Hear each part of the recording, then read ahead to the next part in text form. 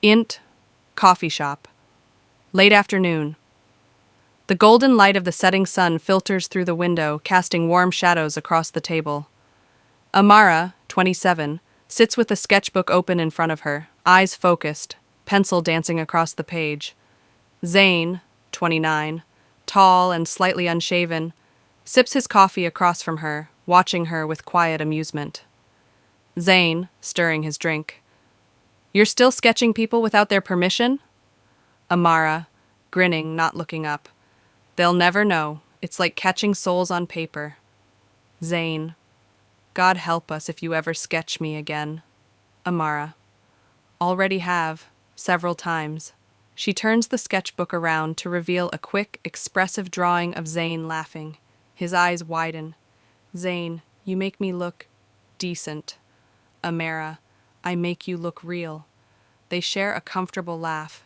The chemistry between them is effortless, built on years of knowing each other inside and out. Narrator, VO. They met in college, a literature class neither of them cared for, but fate, or maybe just poor scheduling, put them in the same group. While everyone else argued over who would write the presentation, Amara started sketching the professor, and Zane quoted Rumi to make her laugh. Cut to, flashback, INTA University classroom. Day. Younger versions of Amara and Zane sit side by side. He's whispering jokes while she hides her smile behind her notebook. From that moment, they were inseparable. Narrator, VO. Over the years, they became constants in each other's lives. Through career changes, heartbreaks, and quiet birthdays, they were there, not just as friends, but something deeper. The kind of bond that doesn't need definition. Back to internal coffee shop. Late afternoon, Zane. Remember that summer in Murray? When we got caught in the rain and blamed the weather for missing your interview? Amara, chuckling. We both knew I was never going to make it on time anyway. But yeah, that was a good day. A beat of silence. Not awkward, just full of memory. Zane. We've been through a lot, huh?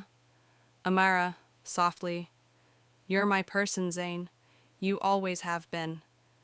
He looks at her, something unspoken lingering between them.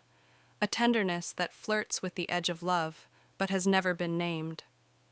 Narrator, VO. They thought they were unbreakable, that no matter what life threw at them, they'd survive it, together. But sometimes it's not life that tears people apart. Sometimes it's just a few careless words. Fade out. Setting the scene. Interior, Amara's apartment.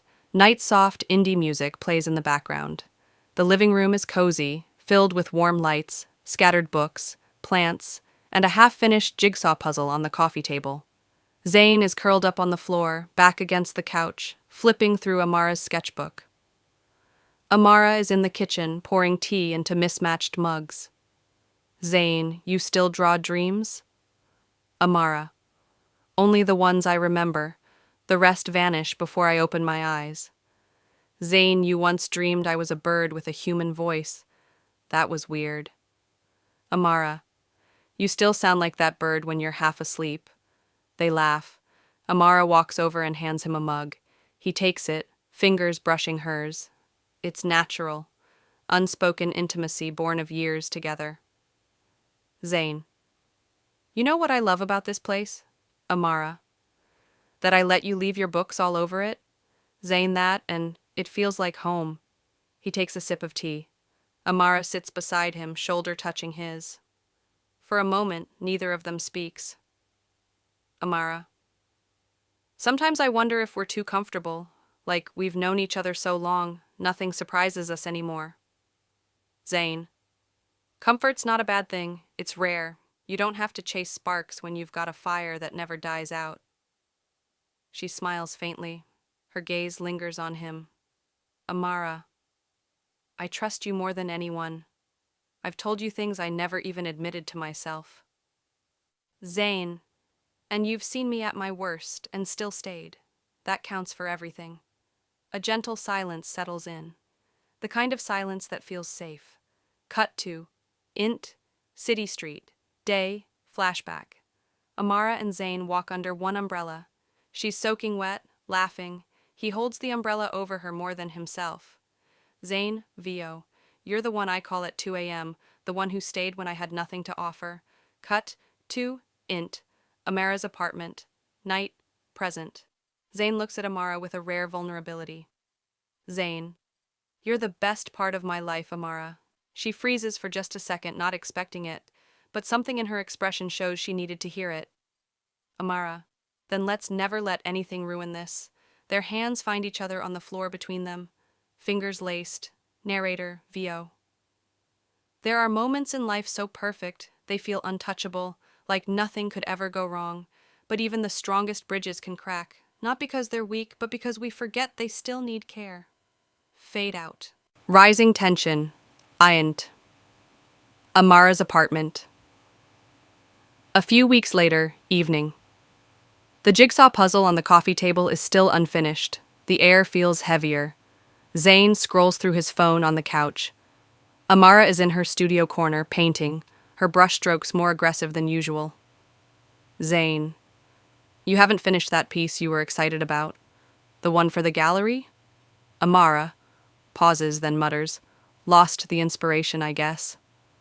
Zane, since when do you wait for inspiration? Amara doesn't respond. She keeps painting. Zane notices but lets it go, for now.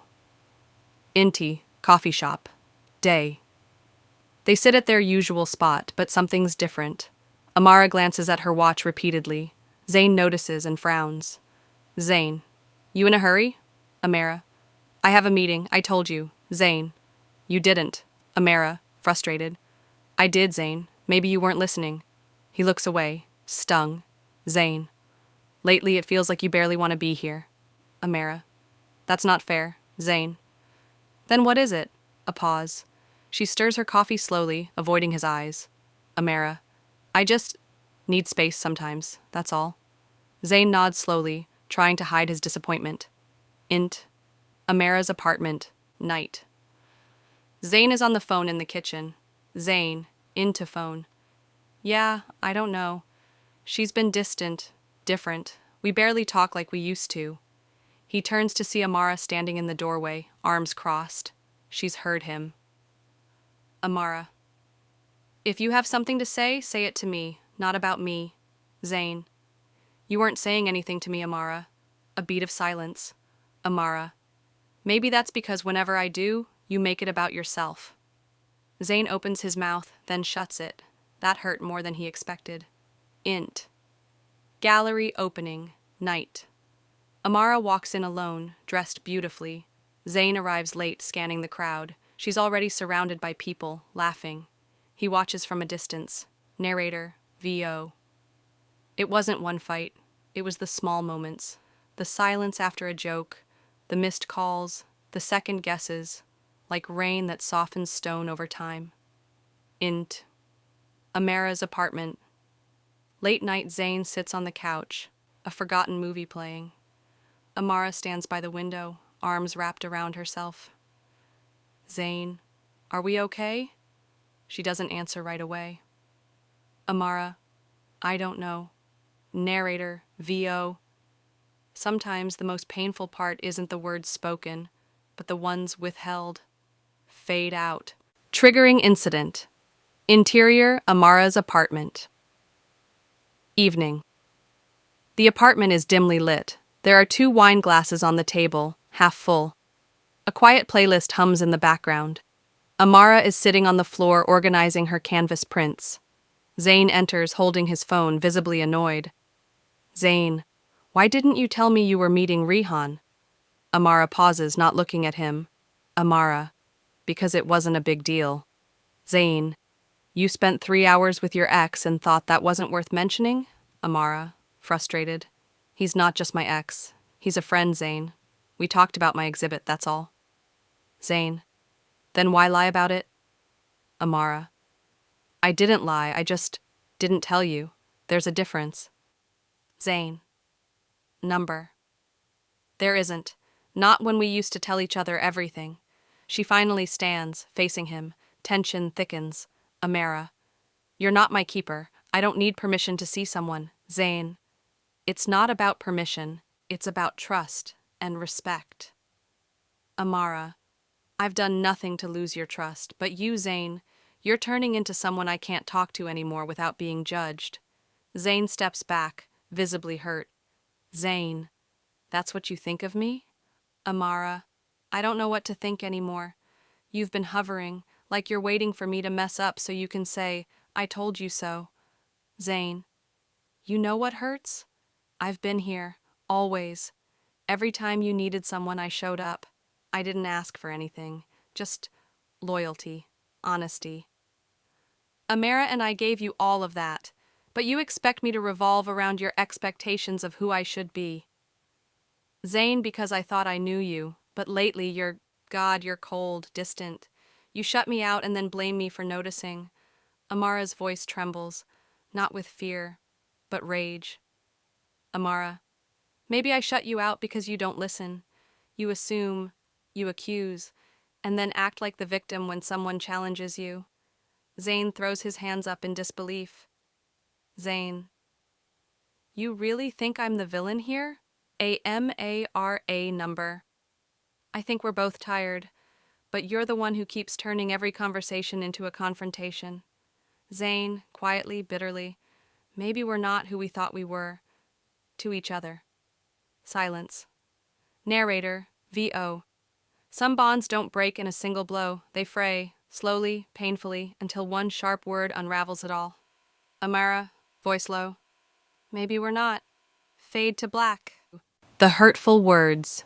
Interior. Amara's apartment. Night. The argument hasn't ended. It's only shifted to a colder tone. Amara stands near the window, arms crossed. Zane paces slowly behind the couch, his voice low but sharp. Zane, you say I don't listen, but you never say anything anymore. You just shut down and expect me to read your mind. Amara, because every time I open up, you twist my words. You make me feel like I'm not enough, not grateful enough, not devoted enough. Zane, angrily, maybe because I've been carrying this relationship alone for months now. I give, Amara, I always give. And you're just there. Amara, stung. That's how you see me? Just there? She steps forward, wounded but furious. Amara, you want the truth? You've been suffocating me. You smother everything with your need to feel needed. I don't even know who I am when I'm around you anymore. Zane stares at her, silent for a beat, then laughs bitterly. Zane, that's rich, coming from someone who only runs to me when the world turns its back. Amara, you think I use you? Zane, don't you? Amara recoils as if slapped. Amara, you really believe that? After everything? You know what? Maybe you're right. Maybe I do run to you. But not because I need saving, because I trusted you. I thought you were my safe place. Zane. Then why does it feel like I'm just a convenience to you? Amara. Because you made our friendship conditional. You only ever gave so you could say you did. So you could be the hero in your own damn story. That hits him hard. He turns away. Zane, slowly. You know what the worst part is, Amara? What? Zane. I loved you. Maybe not in the way you wanted, maybe not the way you expected, but I did. And I thought you did too. Turns out I was just a placeholder until something better came along. Amara's eyes flash. Amara. You don't get to say that. You don't get to rewrite what we had just because you're hurt. Zane. Then what did we have, Amara? Tell me. Because right now, it feels like it was all one-sided. Amara. Maybe it was. Silence. It falls like a hammer. Zane stares at her, eyes wide, heart cracking in real time. Amara realizes what she's said, but doesn't take it back. Narrator, VO. And there it was, the sentence that shattered years of trust, words once spoken that could never be unspoken. Zane, quietly, got it. He picks up his coat. Amara doesn't stop him. Fade out. Immediate aftermath. In T. Amara's apartment. Night. The door clicks shut behind Zane. The sound echoes in the quiet, now unbearably loud. Amara stands still in the center of the room, her chest rising and falling with short, shallow breaths. Her arms drop to her sides. She stares at the space he just left, as if trying to process what happened.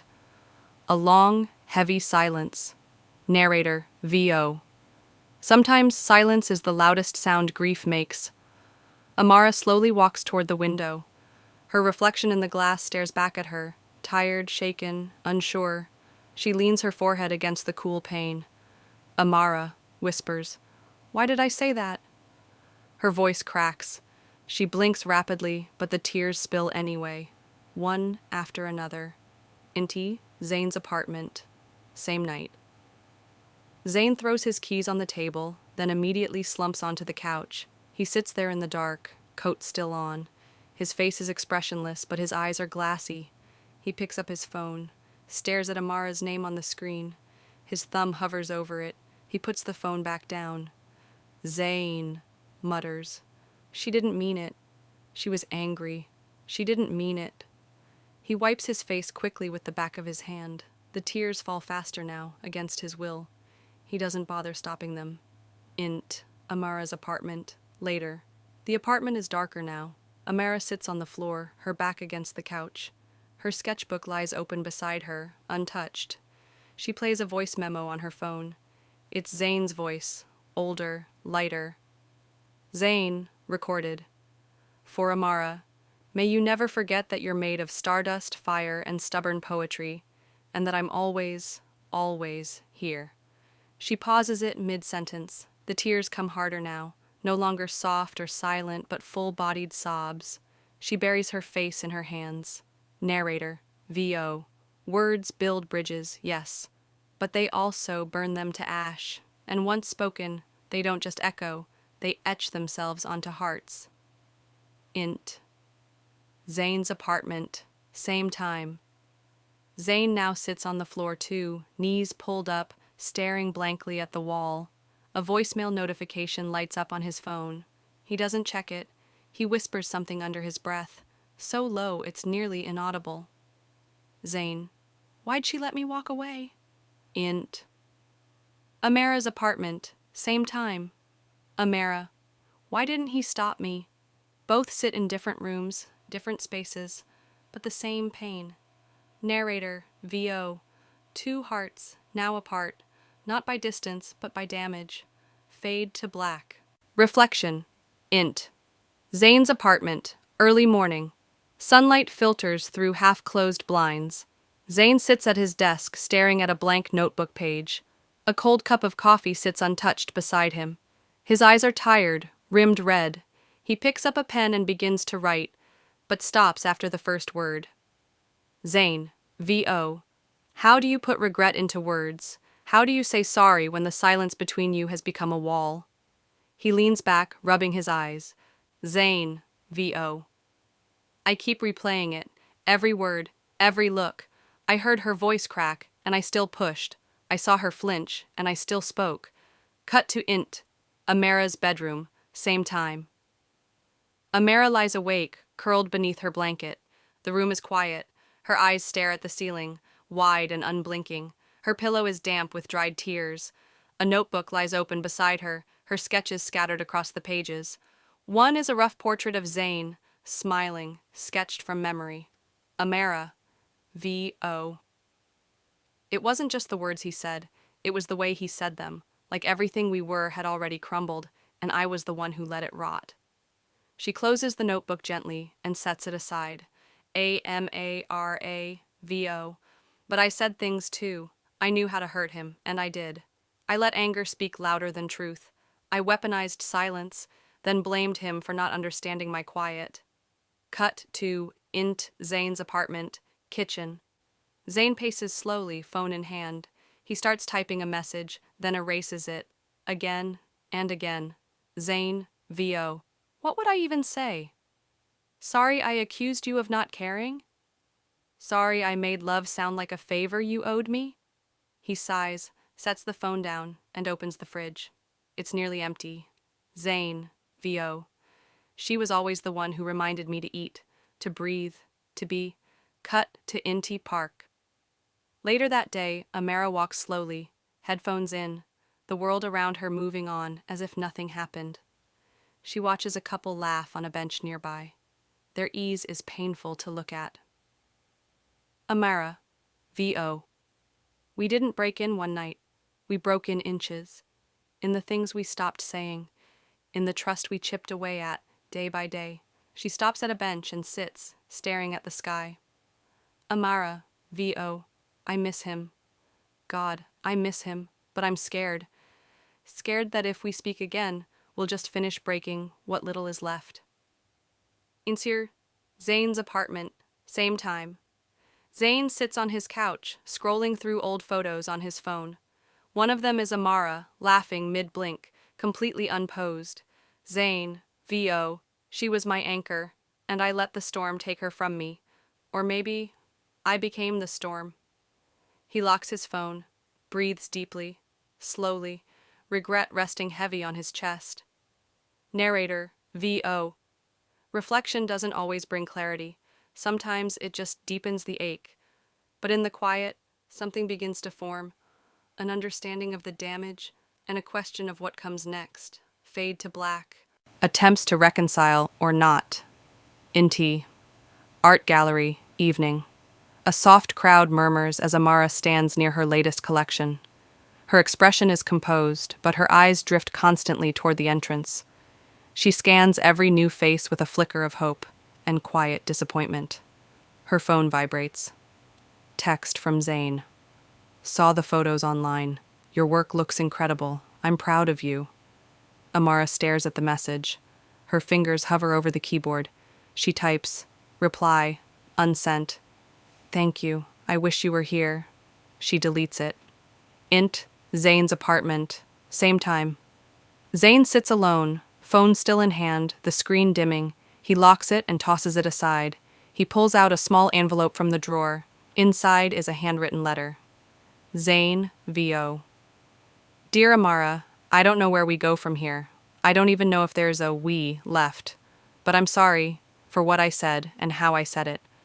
I was afraid, and instead of admitting it, I struck out. You didn't deserve that. He folds the letter, hesitating. Zane, VO. If you never speak to me again, I'll understand. But if there's even a part of you that still believes in what we had, I hope this reaches you. Cut to Int, Amara's apartment, later. A soft knock on the door. Amara opens it to find a courier holding an envelope. Courier delivery for Amara Rahman. She takes the envelope, her breath catching slightly when she sees Zane's handwriting. She closes the door and sits slowly, opening it with trembling fingers. She reads in silence. The tears well, but she doesn't cry, not yet. She finishes the letter, folds it back, and holds it to her chest. A Mara, VO. I've wanted an apology, but hearing the words doesn't undo the wound. It doesn't erase the fear that next time, it'll happen again. She walks to her window, watching the street below. Amara, VO. Still, some part of me aches to believe in second chances. Not because I'm weak, but because we were strong once, weren't we? Cut to Inti Cafe. Another day, Zane sits at a corner table, a coffee untouched in front of him. He glances up every few seconds, waiting, hoping.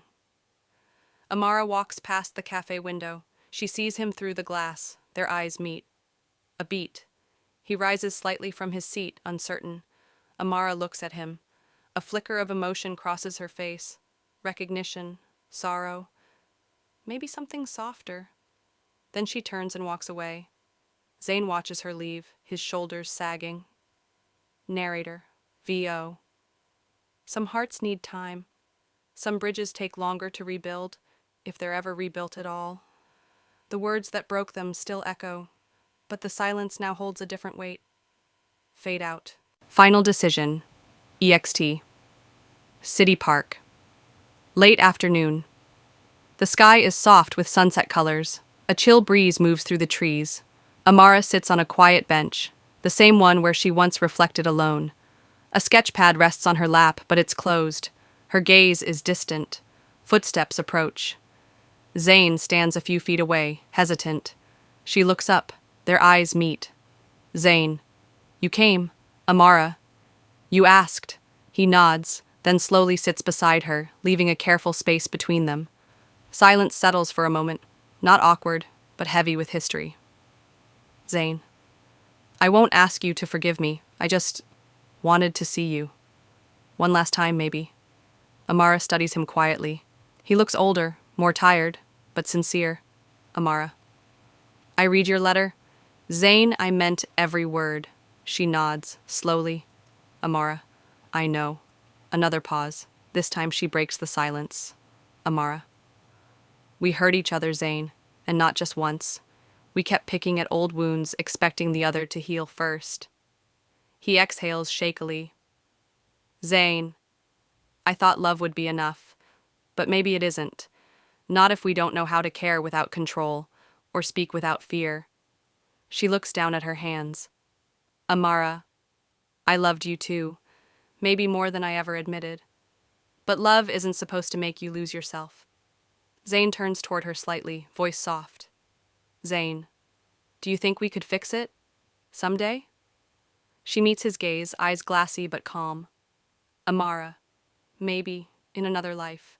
One where we're braver, gentler, but not this one. His lips tighten, he nods, accepting, though it breaks him. She reaches out and holds his hand for a moment. Just a moment, then she lets go. Amara.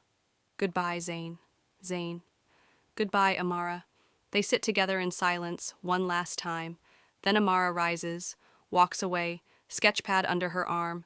Zane remains on the bench, eyes fixed on the horizon. Narrator, V.O.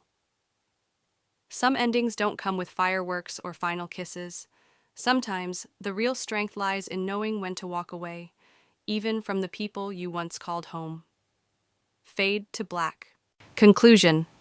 EXT. City streets. 1 year later.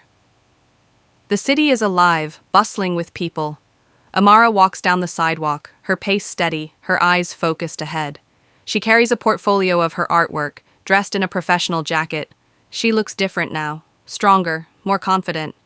But there's a quiet sadness that lingers in the way she moves. As she passes a cafe, she glances through the window. Zane sits alone at a table, staring at his phone. His eyes flicker up as if sensing her presence, but she doesn't stop. She keeps walking. Narrator, V.O. Time doesn't heal all wounds. It simply gives them distance. In the space between two hearts, there lies a quiet mourning, not for what was lost, but for what could have been.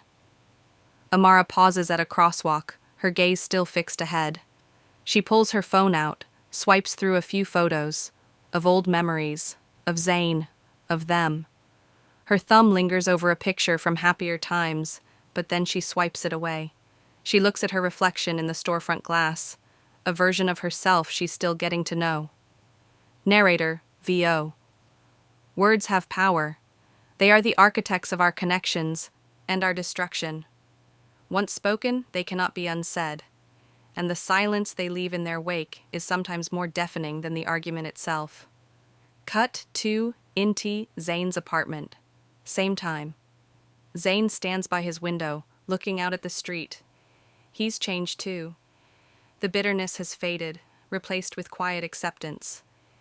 But his eyes still carry a weight, one he's never truly shaken. He picks up a picture frame from his desk. It's a photo of him and Amara, laughing in the sun, arms around each other. The memory makes his heart tighten, but he sets the frame down gently. He doesn't look away for a moment. Then, he walks toward the door. Narrator, V.O. Some things stay with you, buried under the surface, no matter how much you try to bury them. The pain of losing something beautiful doesn't fade. It reshapes you, molds you into something new, something you never expected to become. Zane opens the door and steps outside. He pauses at the threshold, looking up at the sky. Cut to Ext Park. Later, Zane sits alone on a bench, looking at the tree that once marked their favorite spot. The leaves rustle in the wind, whispering something he can't quite hear. He reaches into his pocket and pulls out the letter he wrote to Amara, the one he never sent. He stares at it for a long moment, then slowly, carefully, rips it into pieces. The fragments scatter in the breeze. Zane, VO. Sometimes the hardest thing isn't letting go. It's knowing that the thing you loved most isn't coming back. Narrator, VO. There are no easy answers, no perfect closure, only the quiet aftermath of words that still echo long after they've been spoken. But sometimes the real healing lies not in forgetting, but in learning how to live with the memory of what was lost. Fade out.